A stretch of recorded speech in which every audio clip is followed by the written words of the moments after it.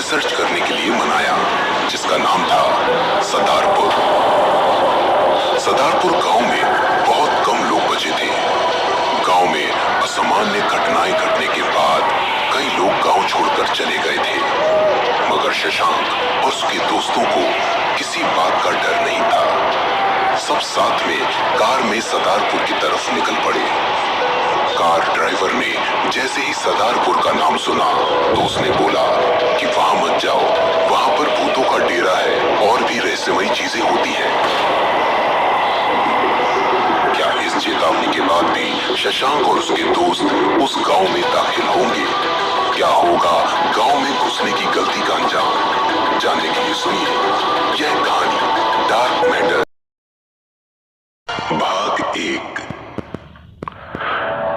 खिलान बदहवासी में भागा जा रहा था। उसका बदन पसीने से तरबतर हो गया था। हाथ और पैरों में अजीब सी कपकपाहट थी। उसे अपनी आंखों पर विश्वास नहीं हो रहा था। बार बार दिमाग में एक ही बात कौंध रही थी, ऐसी अजीबोगरीब चीज कैसे हो सकती है? वो सीढ़ियों से ऊपर की तरफ भाग रहा था। जमीन से नीचे तकरीबन 50 फीट नीचे बने उस जगह से खिलान ऐसे भाग रहा था जैसे उसने जीता जागता भूत देख लिया हो। बार बार पीछे मुड़कर देख रहा था कि कहीं वो उसके पीछे तो नहीं दौड़ रहा। खिलान को जैसे तैसे उन सीढ़ियों से ऊपर आना था और वहीं से बाहर की ओर निकला जा सकता था। खिलान बुरी तरह हाफ रहा था। जमीन से नीचे बनाए इस खुफिया जगह पर इस तरह की अनोखी वारदात होना बड़ा ही अजीब और डरावना था। खिलान के मस्तिष्क पटल पर बार बार वही चित्र दौड़ रहा था जो उसने अभी अभी देखा था। बार बार खिलान के दिमाग में यही सवाल दौड़ रहा था कि क्या जो उसने देखा वो सत्य था या कोई आभास। खिलान का मन दुविधा में था। दो कटे हुए पैर दीवार पर चढ़ते हुए यकायक खिलान को देखकर रुक गए और फिर तेजी से दीवारों पर दौड़ते हुए खिलान की तरफ भागने लगे। खिलान की जैसे पैरों तले जमीन खिसक गई। उसके मुख पर शमशान की राख पुत गई। उसकी चीख ही हलक में सूख गई और डर के मारे उल्टे पांव वहां से और तेजी से भागने लगा। बेतहाशा वो सीढ़ियों पर दौड़ने लगा। खिलान की सांस कुछ ही देर में बुरी तरह फूल गई थी। उसकी गति भी कम हो गई थी। अब बस एक ही फ्लोर बाकी था। खिलान ने पीछे मुड़कर देखा तो केवल अंधेरा था। लाइट अपने आप बंद हो गई थी। खिलान ने ध्यान से देखा तो अंधेरे की तह में जैसे कुछ हलचल हो रही थी, जैसे कोई आवाज धीरे धीरे उसके कानों तक पहुंच रही थी। खिलान की सांसें धौंकने की तरह साएं साएं चल रही थी। खिलान की जुबान उसके मुंह से बाहर आ रही थी, जैसे स्थिति का जायजा ले रही हो। वो बुरी तरह से हांफने लग गया था। उसने अपनी जेब से अस्थमा इनहेलर निकाला और उसे मुंह से लगाया ही था कि कहीं से एक झपट्टा खिलान के मुंह पर पड़ा और इनहेलर नीचे गिर गया। खिलान की सांसें अब और भी ज्यादा फूलने लगी।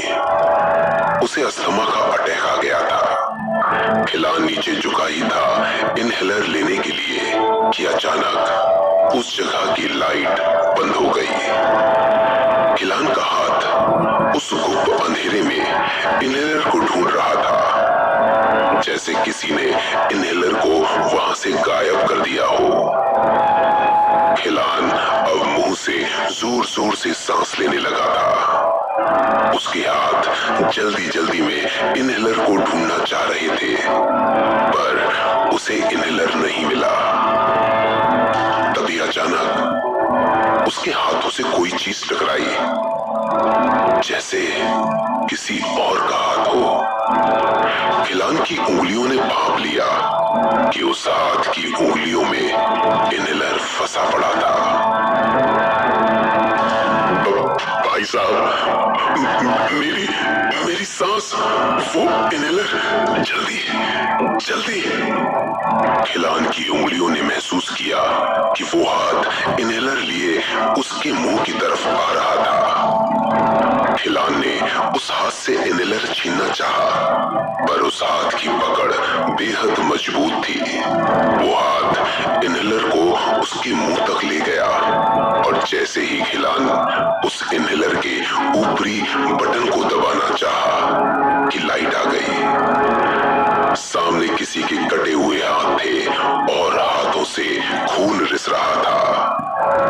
हाथों से अनगिनत शिराएं निकली हुई थी जो किसी रेशों की भांति हवा में तैर रही थी। खिलान ये देखकर बुरी तरह चौंक गया और पीछे सरक कर सीढ़ियों से औंधे मुंह नीचे गिर गया। खिलान की आंखें लाल हो गई थी, उसके मस्तिष्क की शिराएं मोटी हो गई थी।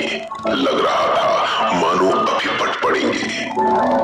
खिलान बार बार खांस रहा था। खिलान को अपनी आंखों पर भरोसा नहीं हो रहा था। तो वहीं दूसरी ओर उसकी आंखें इनहेलर पर टिकी हुई थी।